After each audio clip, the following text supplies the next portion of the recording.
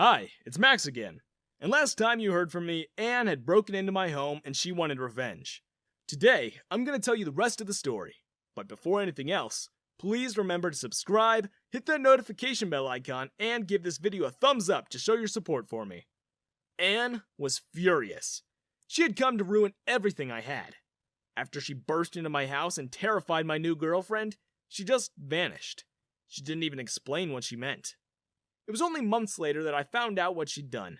Scorned and bitter, Anne and Jules worked together to topple me. Jules was still mad that I'd poached her clients from her and caused her company to spiral down. And of course, she was mad that I chose Anne over her. But the girls put aside their competition over me. They worked together to ruin my life. Anne stalked me. She followed me wherever I went, taking pictures and videos and just waiting for me to slip up once so she would have the tools she would need to bring me down. And Jules began to slowly and steadily infiltrate my company. She sent her employees to interview for jobs at my business. And thinking that those employees were simply looking for greener pastures, I hired them.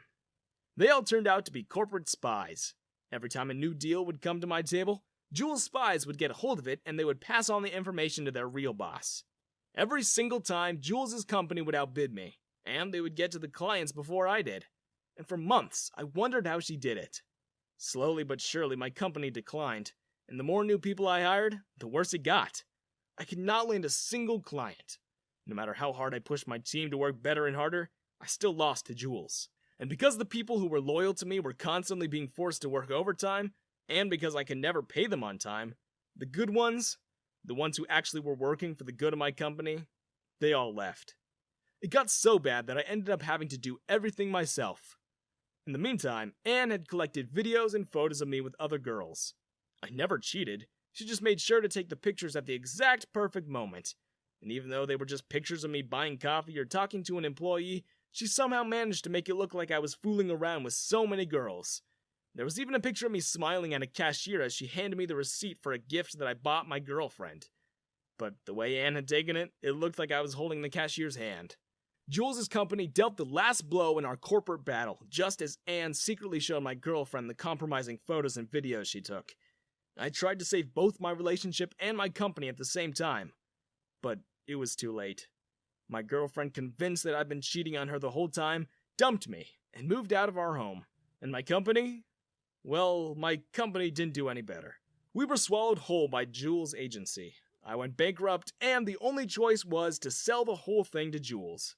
But she didn't make it any easier. I'll buy you out, sure. On one condition. You have to do everything I ask. You won. What more do you want from me? Everything. And she got what she wanted. I had no choice. It was either surrender to her or lose everything I had. And the worst part would have been seeing some of my employees lose their jobs. I wasn't about to put other people's jobs on the line just to spite Jules, so I agreed. First, she took me to a tattoo shop. Her first condition was that we get matching tattoos of each other. She got a tattoo of my face on her arm, and she wanted me to get a tattoo of her face on mine. But I was not about to do that.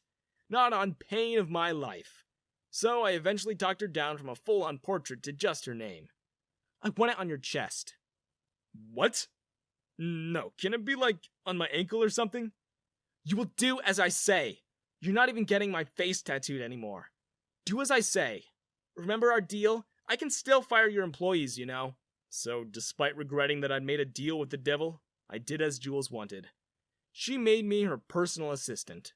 That's what it said on paper, but in reality, I was actually her servant. She made me do everything for her. She made me take her out on dates, she introduced me as her boyfriend, and she made me stay at her mansion. There I cooked every meal, washed all the dishes, and did her laundry. And the worst part was she made us share a bedroom. I cannot stand living with her. But if I didn't want to end up in the streets and end up having to see my old employees lose their jobs, I had to do as she said. And then one night, Anne showed up at Jules' home. What are you doing here? Shh, you'll wake her up. How do you know she's asleep? 'Cause I was the one who spiked your drink. What? I've been watching you two, and she's totally screwed me over. The deal was that we'd both share you. We would ruin your life so much that you'd have no choice but to turn to us.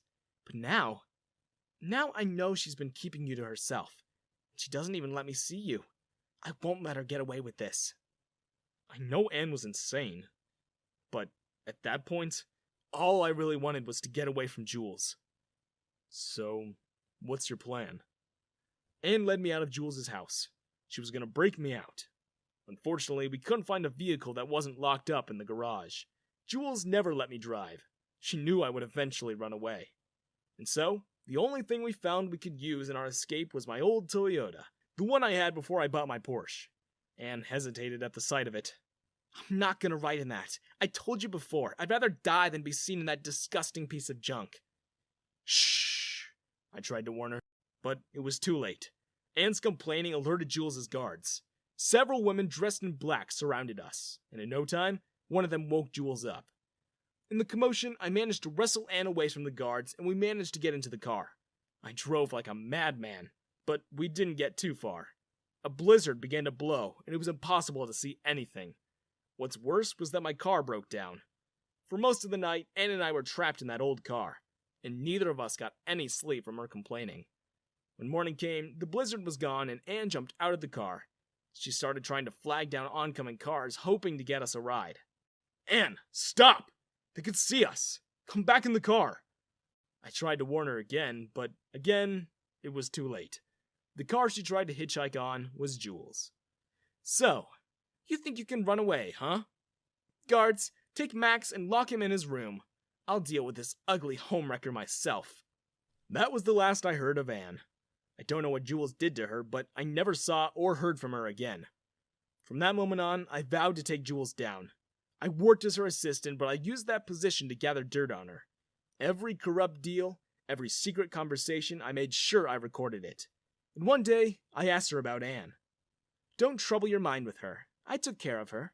She'll never bother us again. What do you mean? Did you kill her?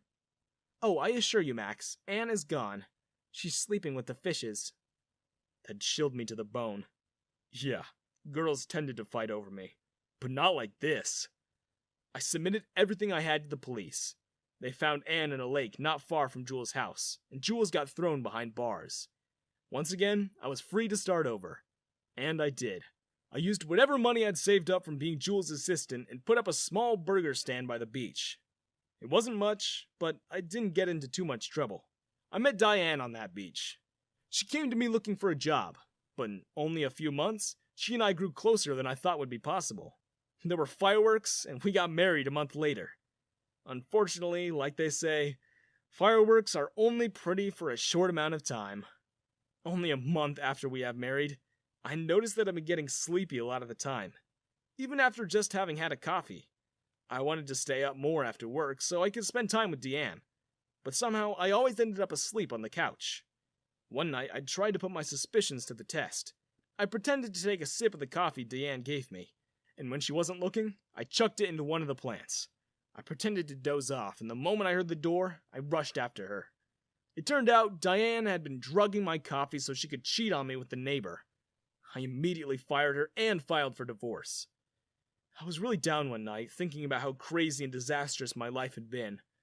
I tried to do everything right, but my troubles with women were never ending. I cried and I cried, wishing for it all to end. That was when I saw Anne. I recognized the dress she wore on that snowy night. What? What are you doing here? You're dead! And now I've come to finish you off. You ruined my life, and now, because of you, I'm dead. I knew I was to blame. Somehow. It was because of me that Jules had taken Anne's life. And so, tired of fighting for my life, I gave up. Do it. Do whatever it is you want to do. I give up. I tried so hard. Just let it end. Anne disappeared. I still don't know why, but I have a hunch. That night, my neighbor's house burned down. All the Bitcoin he had that he kept bragging about was lost to the fire. He never memorized his codes and only kept it in a notebook which was burned in the fire. That guy only cared to save himself, so he left my wife in the blaze. She survived, but was severely injured. The two broke up, of course. But where does it all leave me? I guess my only choice is to once again start fresh.